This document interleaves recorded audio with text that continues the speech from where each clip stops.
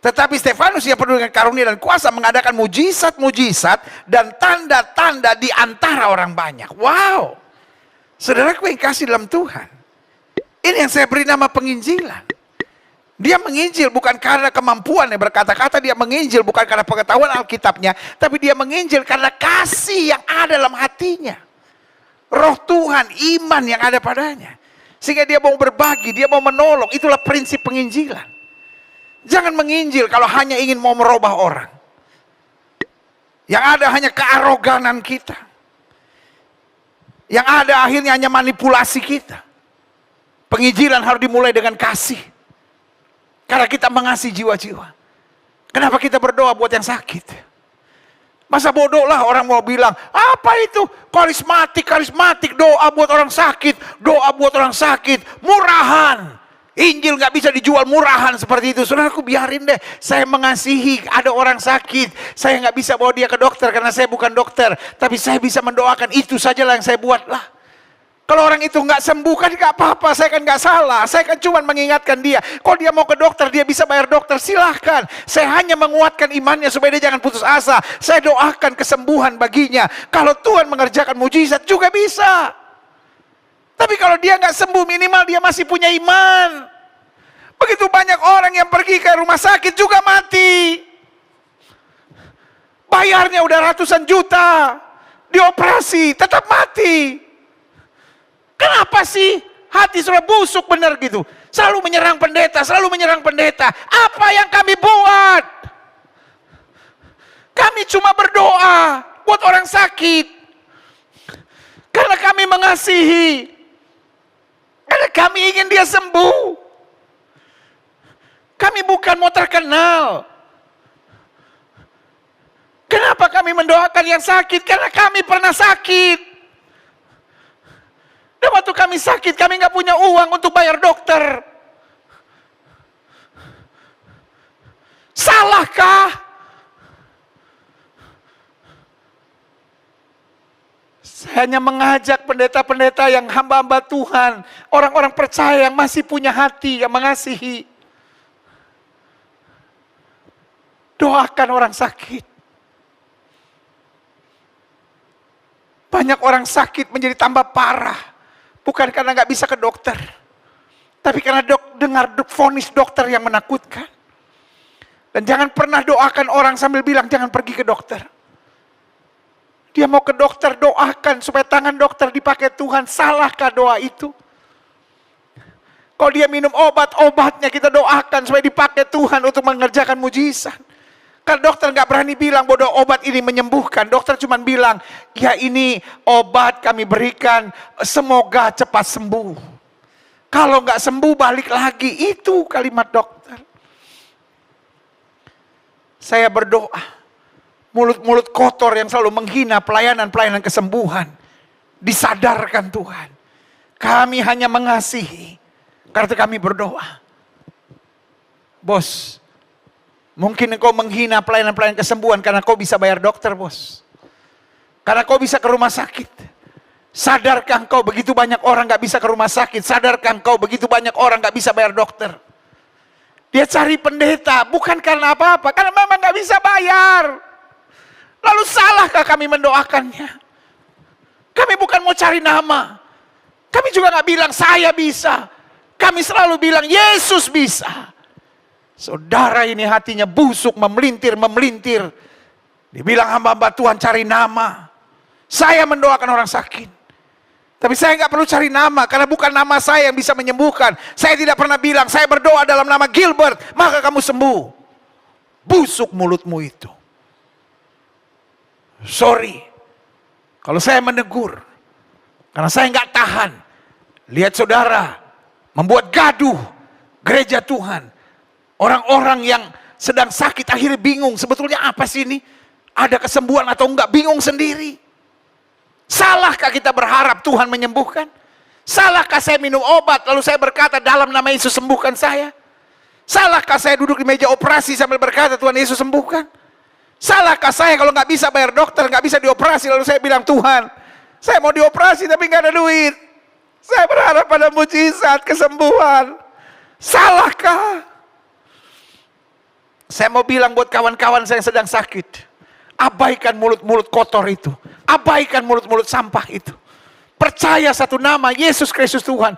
Kau nggak usah percaya hamba-hamba Tuhan. Kau percaya Yesus Kristus Tuhan saja. Dia bisa pakai siapa saja. Dia juga bisa pakai doamu. Dan untuk itu Alkitab bilang, oleh bilur-bilurnya kamu yang percaya sudah disembuhkan. Yes. Tanamkan dalam rohmu. Penginjilan itu dasarnya. Saya mengasihi. Karena Stefanus mengasihi. Ayat 8 bilang, dan Stefanus yang penuh dengan karunia dan kuasa, mengadakan mujizat-mujizat dan tanda-tanda di antara orang banyak. Why? Bukan mau nonjolkan diri. Kita kalau doa orang sakit gak pernah bilang dalam nama Gilbert, dalam nama pendeta Udin, dalam nama pendeta Amir. Tidak. Kita mau tinggikan satu nama yang memang punya kuasa. Boleh gak sih stop dengan kegaduhan-kegaduhan yang gak jelas ini? Engkau kayak mencari-mencari sensasi. Apa tujuanmu juga gak jelas, saudara-saudara. Selanjutnya saya lihat Alkitab ayat yang ke-9. Tapi tampillah beberapa orang dari jemaat Yahudi yang disebut jemaat orang Libertini. Anggota-anggota jemaat itu adalah orang-orang dari Kirene dan dari Alexandria, bersama-sama dengan beberapa orang Yahudi dari Kilikia dan dari Asia. Orang-orang ini apa?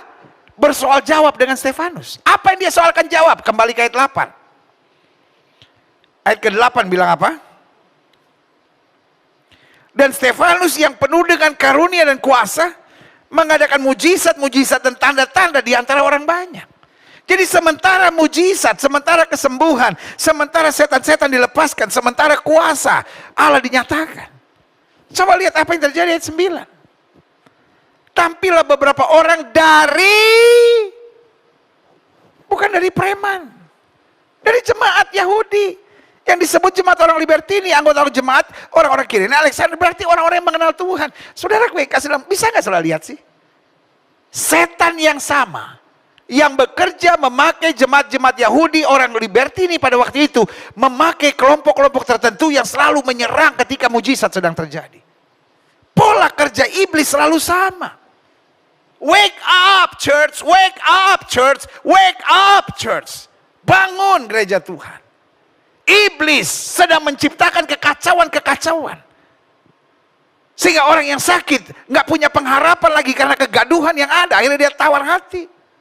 Orang-orang yang sedang butuh mujizat nggak berharap lagi pada Yesus. Karena takut. Ada kelompok-kelompok orang-orang yang kerasukan setan lalu kemudian menyerang dan berkata, hati-hati dengan hamba-hamba Tuhan yang berdoa untuk orang sakit. Hati-hati dengan hamba-hamba Tuhan, mereka cuma cari duit. Kita nggak cari duit. Habis kita doakan, kita juga gak ketemu mereka lagi. Kadang-kala kita cuma bilang, di rumah masing-masing letakkan tangan kananmu di bagian tubuh yang sakit. Saya gak pernah bilang, nanti kalau udah sembuh, kirim persembahan ke gereja. Enggak. Kalaupun mereka mau bawa persembahan, saya bilang kembalikan ke gereja kamu masing-masing. Terus salahnya apa? Tetapi saya ketemu ayat ini. Bahwa ternyata setan yang sama yang bekerja pada saat itu menyerang Stefanus, setan yang sama juga sedang menyerang hamba-hamba Tuhan yang sedang melayani dan fokus untuk meninggikan nama Yesus. Ayat 10. Tetapi lihat, mereka tidak sanggup melawan hikmatnya dan roh yang mendorong dia berbicara. Karena dasar dari Stefanus adalah kasih. Ayat 11. Lalu mereka menghasut beberapa orang untuk mengatakan, kami telah mendengar dia mengucapkan kata-kata hujat terhadap Musa dan Allah. Hello. Akhirnya yang ditebarkan apa? Hoax. Hamba-hamba Tuhan itu cuma cari duit. Hamba-hamba Tuhan itu meninggikan namanya sendiri. Sama persis kan? Hello. Boleh nggak saudara lihat? Saya nggak sedang address my sermon to someone. Tapi saya sedang address my sermon to everyone. Untuk membuka pikiran kita. Bahwa roh setan yang sama yang bekerja waktu itu. Untuk menciptakan kegaduhan dalam pelayanan dalam gereja. Ketika ada kuasa, ada mujizat, ada pelayanan-pelayanan yang menyembuhkan. Ada pelayanan-pelayanan dahsyat. Roh setan yang sama sedang menyerang kelompok tertentu. Dan sedang berbicara di channel-channel YouTube tertentu. Hanya untuk menciptakan kekacauan, kegaduhan, dan ketidaknyamanan. Dengan tuduhan-tuduhan sesat. Cari duit. Meninggikan diri sendiri. Ajaran yang tak berdasar. Sama persis. Ayat 12. Dengan cara demikian mereka mengadakan satu gerakan. Dengan khotbah di YouTube untuk menciptakan kegaduhan, mereka menciptakan satu gerakan di antara orang banyak serta tua-tua dan ahli-ahli Taurat. Mereka menyergap Stefanus, menyeretnya dan membawanya ke hadapan mahkamah agama. Untung mahkamah agama sekarang udah nggak ada. Mereka aja tuh yang merasa diri hakim, yang merasa diri paling benar, lalu nyerang semua orang. Saya hanya ingatkan, gereja Tuhan, kembali pada Injil yang murni. Injil yang percaya kuasa Roh Kudus. Injil yang percaya karunia-karunia roh. Injil yang percaya kuasa dan mujizat atas nama Tuhan Yesus Kristus. Selama yang kita panggil nama Tuhan Yesus Kristus, setan tidak bisa ikut terlibat di sana. Amin. Alkitab bilang mintalah Roh Kudus. Tidak pernah Tuhan memberikan batu untuk anak-anak yang minta roti. Kalau kita minta kesembuhan dari Tuhan Yesus, nggak mungkin yang datang setan. Nama Yesus terlalu berkuasa. Kenapa? Saudara nggak percaya lagi nama Yesus berkuasa? Saudara pikir kita memanggil-manggil nama Yesus, tiba-tiba setan yang bisa datang? Waduh, aturan dari mana itu saudara? Lihat selanjutnya, ayat 13. Lalu mereka memajukan saksi-saksi palsu. Wah, orang udah hatinya busuk. Kesaksian-kesaksian palsu pun dipakai. Orang ini terus-menerus mengucapkan perkataan yang menghina tempat kudus ini dan hukum Taurat. Iya kan? Selalu ujung-ujungnya, wah ini menghina Yesus, wah ini sesat, wah ini nggak pakai Alkitab, ini comot-comot ayat. Loh, ayatnya jelas kok. Oleh bilur-bilur Yesus kamu yang percaya disembuhkan. Kalau ada yang sakit, panggil penatua, doa dengan minyak, lalu mujizat Tuhan dinyatakan. Simple. Iya kan? Ayat 14, sebab kami telah mendengar dia mengatakan bahwa Yesus orang Nazaret itu akan merubuhkan tempat ini dan mengubah adat istiadat yang diwariskan oleh Musa kepada kita. Semua orang yang duduk dalam sidang mahkamah agama itu menatap Stefanus. Lalu mereka melihat muka Stefanus sama seperti muka seorang malaikat. Mereka gregetan, kenapa lihat muka Stefanus penuh dengan kemuliaan Tuhan. Saudaraku, makin kau melayani, makin banyak orang gregetan lihat saudara. Tapi ini yang saya mau bilang, maju terus. Dan saudara-saudara tetap ada dalam kemurnian Injil. Tetap nantikan jamahan Tuhan.